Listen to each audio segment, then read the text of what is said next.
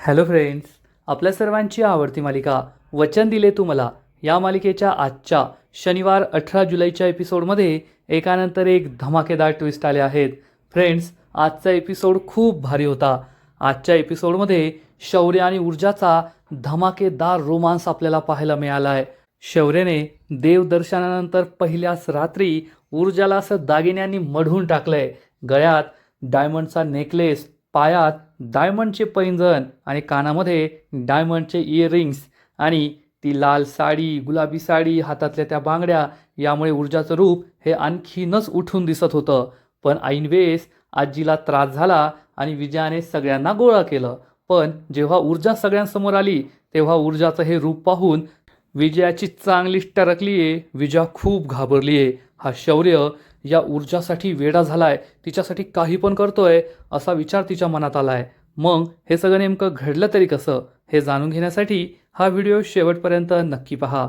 Friends, आजच्या एपिसोडच्या सुरुवातीलाच शौर्य हा ऊर्जाच्या गळ्यात त्याने तिला गिफ्ट केलेला डायमंड नेकलेस घालतो आणि ऊर्जा खरंच या डायमंड नेकलेस घातल्यानंतर खूप सुंदर दिसत असते. शौर्य तिच्या जवळ येतो. ऊर्जा खूप लाजते. शौर्य आणि ऊर्जा एकमेकांच्या खूप जवळ असतात. बॅकग्राऊंडमध्ये एक अतिशय सुंदर गाणं सुरू होतं आणि शौर्य हा ऊर्जाला सांगतो, ऊर्जा, मी आता तुझ्यासाठी एक एक दागिना करणार आहे आणि तुला दागिन्याने मढवणार आहे. आज या पहिल्या रात्री मी तुझ्यासाठी हा नेकलेस घेतला आहे. त्यानंतर शौर्य हा ऊर्जाच्या बाजूबंदावर हात ठेवतो आणि सांगतो, लवकरच मी तुझ्यासाठी एक डायमंडचा बाजूबंद करणार आहे. ऊर्जा खूप लाजते. मग शौर्य हा ऊर्जाच्या हाताना हातात घेतो आणि सांगतो, त्यानंतर मी तुझ्यासाठी डायमंडच्या बांगड्या करणार आहे. मग शौर्य चक्क ऊर्जाच्या कमरेला हात घालतो आणि सांगतो, आणि मग तुझ्यासाठी एक डायमंडचा कमरबंद करणार आहे. ऊर्जा खूप लाजते. तिला खूप भारी वाटत असतं आणि शौर्य तिच्या आणखीन जवळजवळ येत असतो. शौर्य ऊर्जाला सरळ करतो आणि ऊर्जाला खाली बसायला लावतो. ऊर्जा आणखीनच घाबरते. शौर्य चक्क तिच्या पायांना हात लावतो आणि सांगतो, आणि या तुझ्या सुंदर पायांसाठी माझ्याकडून आणखीन एक गिफ्ट. ऊर्जाला आश्चर्य वाटतं. शौर्य तिला सांगतो, हे पहा, तुझ्या सुंदर पायांसाठी मी हे सुंदर पैंजण केले आहेत. शौर्याने ऊर्जाला पहिल्या रात्री डायमंडचे पैंजणसुद्धा गिफ्ट केलेले असतात आणि हे पैंजण पाहून ऊर्जा खूप खुश होते. शौर्य तिला पाय वर करायला सांगतो आणि मग शौर्य ऊर्जाच्या दोन्ही पायांमध्ये हे पैंजण बांधतो. ऊर्जा त्याच्याकडे प्रेमाने पाहत असते. शौर्य खूप रोमॅन्टिक होतो आणि ऊर्जाच्या चेहऱ्यावर हात ठेवतो. तिची केस मागं करतो. तिचा चेहरा वर करतो. ऊर्जाची हिंमतच होत नाही शौर्याच्या डोळ्यात डोळे देऊन पाहण्याची. शौर्य हा ऊर्जाला सांगतो, ऊर्जा, खरंच किती सुंदर दिसतेस तू. मी आयुष्यभर तुझ्याकडे असाच पाहत राहू शकतो. ऊर्जा स्माईल करते, लाजते आणि शौर्य तिच्या आणखीन आणखीन जवळ येतो. या दोघांचा रोमांस तर जोरात सुरू असतो. पण इकडे अर्पिताला मात्र खूप त्रास होतो. अर्पिता शौर्यला पुन्हा पुन्हा फोन करत असते, पण शौर्याने फोन सायलेंटवर ठेवलाय. त्यामुळे शौर्याला रिंग ऐकू येत नाही आणि शौर्य फोन उचलत नाही. त्यामुळे अर्पिताचा खूप जळफळाट होत असतो. ती खूप अस्वस्थ असते. ती शौर्याला पुन्हा पुन्हा कॉल लावते, पण शौर्य फोन उचलतच नाही. त्यामुळे अर्पिता रागारागाने फोन फेकून देते आणि चिडून म्हणते, हा शौर्य माझा फोन का उचलत नाही? मला हे सहन होत नाहीये. मला खूप राग येतोय. माझा फोन हा कसा नाही उचलत आहे? आणि तेवढ्यात विक्रांत तिच्या रूममध्ये डोकावून पाहतो आणि अर्पिता खूप चिडचिड करतीये हे त्याच्या लक्षात येतं. विक्रांत रूममध्ये येतो आणि विचारतो, ए अर्पी, काय झालंय? तर अर्पिता चिडून म्हणते, ए तुला काय करायचं रे? तू निघ इथून. तर विक्रांत म्हणतो, ए नीट बोलतोय ना? नीट विचारतोय ना? मग सांग काय झालंय? अर्पिता सांगते, तो शौर्य माझा फोन उचलत नाहीये. हे ऐकून विक्रांत हसू लागतो आणि म्हणतो, त्यात काय नवीन आहे? तो तुझा फोन कधी उचलतो? अर्पिता चिडून म्हणते, त्यामुळेच मी तुला काही सांगत नव्हते. माझी चेष्टा करायची असेल ना तर निघ इथून. अर्पिता खूप अस्वस्थ होते आणि म्हणते, मी जर त्याला फोन केला तर त्याने माझा फोन उचलायला हवा ना. आज त्याने मला प्रॉमिस केलं होतं की तो मला भेटायला येईल, आम्ही शॉपिंगला जाऊ, आमचा प्लॅन तयार होता. पण सकाळपासून 50 फोन केलेत मी त्याला, पण त्याने माझा एकही फोन उचलला नाही. आधी तर त्याचा फोन लागत नव्हता, मी त्याला मेसेजेस केले, ते डिलिव्हर झाले नाही. फोन लागला तर त्याने उचलला नाही. असं दिवसभर फोन बंद करून कोण ठेवू शकतं? तो असा माझ्याशी का वागतोय ना, मला कळतच नाहीये. अर्पिताची ही अवस्था पाहून विक्रांतला खूप टेन्शन येतं. अर्पिता रडू लागते आणि म्हणते, तुला माहिती आहे ना, माझं त्याच्यावर खूप प्रेम आहे आणि त्याने मला असं इग्नोर केल्यावर मला खूप त्रास होतो. विक्रांत अर्पिताला शांत करतो. अर्पी, शांत हो, बस तेथे. अर्पिताला घेऊन तो बेडवर बसतो. अर्पिता रडू लागते आणि विक्रांत तिला जवळ घेतो, तिला शांत करतो. विक्रांतला खूप राग आलेला असतो. या जहागीरदारांनी माझ्या कुटुंबाची पार वाट लावून टाकली आहे. तिकडे तो शौर्य ऊर्जाशी लग्न करून बसलाय आणि इकडे ती तीर्था रस्त्यावर बॉयफ्रेंड फिरवतीये. या दोघांना मी सोडणार नाहीये. त्यांनी माझ्या कुटुंबाची वाईट अवस्था केली आहे ना, मी त्यांची वाईट अवस्था करणार. आता मी काय करतो ना, ते पाहतच राहा. असा विचार करून विक्रांत आपला पुढचा प्लॅन बनवतो की आता जहागीरदारांना सोडायचं नाही. आणि इकडे कुमुदिनी आजीची अवस्था पार बिघडलेली असते. ती वॉशरूममधून परत येते, बेडवर बसते, थोडंसं पाणी पिते, परंतु तिला खूप त्रास होत असतो. कुमुदिनी आजी म्हणते, नाही, आता मी येथे थांबू शकत नाही, मला काहीतरी करावंच लागेल, मला कोणाला तरी सांगावं लागेल. पण कोणाला सांगू? शौर्य आणि ऊर्जाला डिस्टर्ब व्हायला नको. हर्षवर्धनला सांगितलं तर तो लगेच येईल, सगळ्यांना आवाज देईल. आदित्यला सांगावं लागेल, पण तो सुद्धा झोपला असेल. काय करू काय नको हाच प्रश्न आजीला पडतो आणि आजी तेथेच डोकं टेकवते. इकडे शौर्य हा ऊर्जाच्या मांडीवर डोकं ठेवून मस्त झोपलेला असतो आणि शौर्याने आपल्याला किती सरप्राईजेस दिले हे पाहून ऊर्जाला सुद्धा आश्चर्य वाटतं. ऊर्जा शौर्यला विचारते, शौर्य, हे सगळं तू कधी केलंस? एवढं सगळं डेकोरेशन आणि माझ्यासाठी एवढे सगळे गिफ्ट्स आणलेस? तर शौर्य सांगतो, मी याची खूप आधीपासून तयारी करत होतो, कारण मला आपली ही पहिली रात्र एकदम स्पेशल करायची होती. तर ऊर्जा म्हणते, पण मी तुझ्यासाठी काहीच नाही आणलं. शौर्य तिला सांगतो, ऊर्जा, तू माझ्या आयुष्यात आली आहेस ना, हेच माझ्यासाठी सगळ्यात मोठं गिफ्ट आहे. हे ऐकून ऊर्जा खूप लाजते, हसते. शौर्य तिला सांगतो, ऊर्जा, खरंच माझा तर विश्वासच बसत नाहीये की आपल्या दोघांचं लग्न झालंय आणि आजपासून आपण दोघे एकाच खोलीत राहणार आहोत. आणि तुला तर मी अजून 2च गिफ्ट दिले, अजून एक मुख्य गिफ्ट बाकी आहे. हे ऐकून ऊर्जाला आश्चर्याचा धक्काच बसतो. ऊर्जा विचारते, आणखीन एक गिफ्ट? तर शौर्य सांगतो, हो, मेन गिफ्ट बाकी आहे अजून. तर ऊर्जा म्हणते, अरे शौर्य, पण कशासाठी एवढे सगळे गिफ्ट? आणि तेवढ्यात शौर्य तिच्यासमोर एक छोटासा बॉक्स उघडतो आणि या बॉक्समध्ये इयरिंग्स असतात. परंतु हे डायमंडचे इयरिंग्स नसतात जे नवीन घेतले आहेत. हे ते इयरिंग्स असतात जे तुम्हाला सुद्धा आठवत असेल की या मालिकेच्या सुरुवातीला शौर्य आणि ऊर्जाची ओळख झाल्यानंतर ऊर्जासाठी शौर्याने ते विकत घेतले होते. म्हणजे तसे तर ते ऊर्जालाच विकत घ्यायचे होते, पण ऊर्जाकडे साधे 20 रुपये सुद्धा नव्हते. त्यामुळे शौर्यने तिला ते घेऊन दिले होते. हे शौर्याचं ऊर्जाला पहिलं गिफ्ट होतं. आणि मग जेव्हा ऊर्जाला शौर्याचं सत्य कळालं होतं की तो हर्षवर्धन जहागीरदारांचा मुलगा आहे, आजी आणि शौर्य तिला मागणी घालायला आले होते, तेव्हा ऊर्जाने हे इयरिंग्स त्याच्या अंगावर फेकून मारले होते. हे सगळं ऊर्जाला आठवतं आणि ऊर्जाच्या डोळ्यात पाणी येतं. ऊर्जा रडू लागते आणि शौर्यला विचारते, शौर्य, तू हे इयरिंग जपून ठेवले आहेत? शौर्य सांगतो, हो ऊर्जा, हे खरं सांगायचं तर माझं तुझ्यासाठीचं पहिलं गिफ्ट आहे. आणि हे काही खरे नाही आहेत, परंतु खऱ्यापेक्षा कमीसुद्धा नाही आहेत, कारण यात आपल्या खऱ्या भावना होत्या. ऊर्जा, तुला मला एक गोष्ट सांगायची आहे, एक गोष्ट शेअर करायची आहे. जेव्हा तू माझ्याशी सगळं नातं तोडलं होतं, माझ्याशी लग्न नाही करणार असं सांगितलं होतं ना, तेव्हा मी रात्रभर रडत बसायचो, कारण मला असं वाटलं होतं मी तुला कायमचं गमावलंय. शौर्यला आठवतं की या इयरिंग्सला पाहूनच तो आजीजवळ बसून रडायचा. हे ऐकून ऊर्जा खूप दुःखी होते. शौर्य हा ऊर्जाला सांगतो, ऊर्जा, माझं तुझ्यावर खरं खरं प्रेम आहे आणि तेव्हा मला असं वाटलं होतं मी तुला आयुष्यभरासाठी गमावलंय, म्हणून मी खूप दुःखी झालो होतो. ऊर्जा इमोशनल होते, या इयरिंग्सला हातात घेते आणि शौर्याला सांगते, शौर्य, मी सुद्धा तुझ्यावर खरं खरं प्रेम केलंय. तेव्हासुद्धा माझं तुझ्यावर खरं खरं प्रेम होतं, पण मी अनेक गोष्टींमध्ये गुंतले होते. तुझ्या प्रेमापेक्षा तू हर्षवर्धन जहागीरदारांचा मुलगा आहे ही गोष्ट मला जास्त बोचत होती. तू या केसमध्ये त्यांची मदत केली आहे असं मला वाटत होतं, पण हळूहळू माझे गैरसमज दूर होत गेले आणि मग मला तुझं प्रेम दिसलं आणि या सगळ्या गोष्टी मागे पडत गेल्या. हे ऐकून शौर्य खूप खुश होतो. शौर्य ऊर्जाला विचारतो, ऊर्जा तू मला कधीच सोडून जाणार नाहीस ना? तर ऊर्जा सांगते, हो शौर्य, मी तुला कधीच सोडून जाणार नाही. आणि हे दोघे एकमेकांकडे पाहून स्माईल करतात.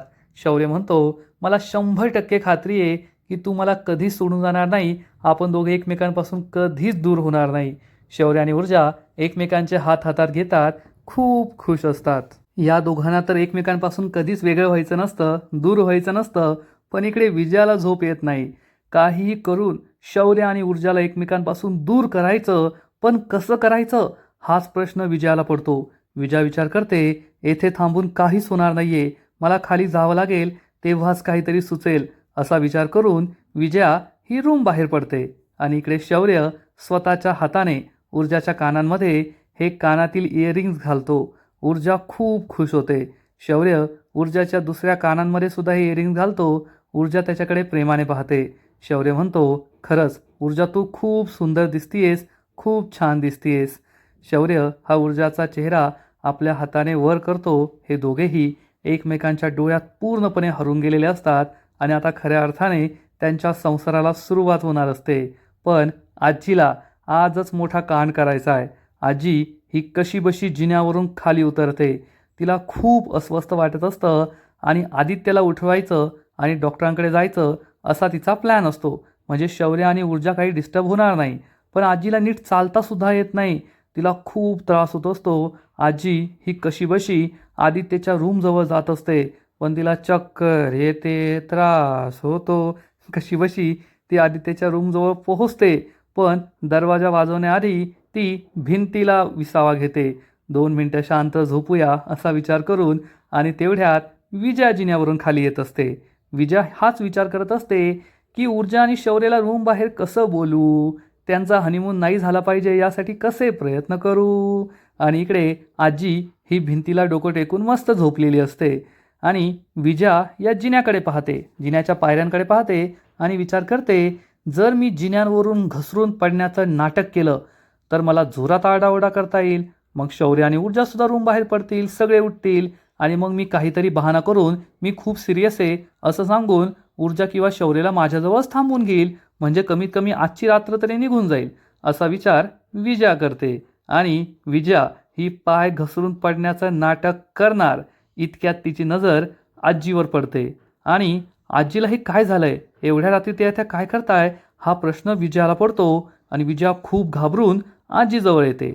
आणि इकडे ऊर्जा आणि शौर्य हे दोघे एकमेकांच्या खूप जवळ येणार.